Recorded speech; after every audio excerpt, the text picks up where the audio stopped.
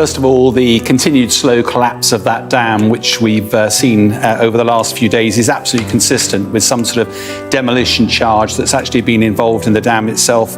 It's caused widespread flooding all the way down the delta, as you can see here, and that's caused devastation across lots of communities, which are labelled here all the way down. It's worth having a look at the dam before the bombing. As you can see, pretty consistent. The sluice gates opening, allowing water to continue to flow down. But if you look at the most recent picture we've got, it shows the damage that's actually been caused. And as you can see, there are several areas of the dam which are consistent. As it gradually loses its structural integrity, more and more of it starts to go. It is worth looking, though, at who stands to benefit from this from a military perspective. From a Ukrainian perspective, almost not at all. But from a Russian perspective, it protects one of their flanks all the way down the Dnipro River. They were worried that an amphibious assault might come.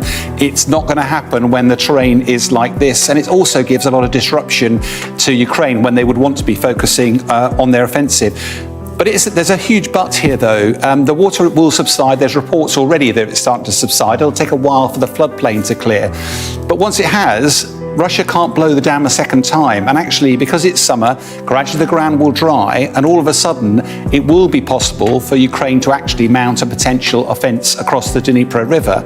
And whereas before, it would have been disastrous for them to be launching an attack over that and then blow the dam, that can't be done again now. So I think what the lesson here is, almost certainly Russia has blown this dam a little early, and from a military perspective, that spectre is now off the battlefield. Okay, and of course, as you say, within that military perspective, of course, the spring offensive that we've been talking about for a long, long time now, could we be starting to see the start of that in fighting elsewhere?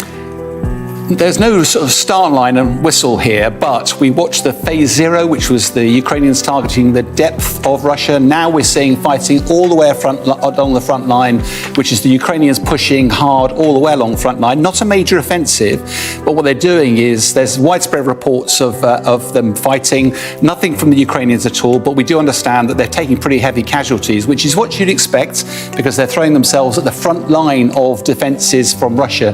What we'll see, though, is that once they find the weak points, that's when we'll see the punch. That's when we'll see the tanks brought to bear, the major offensive, and potentially some momentum. For the time being, just a lot of fighting along a long front line.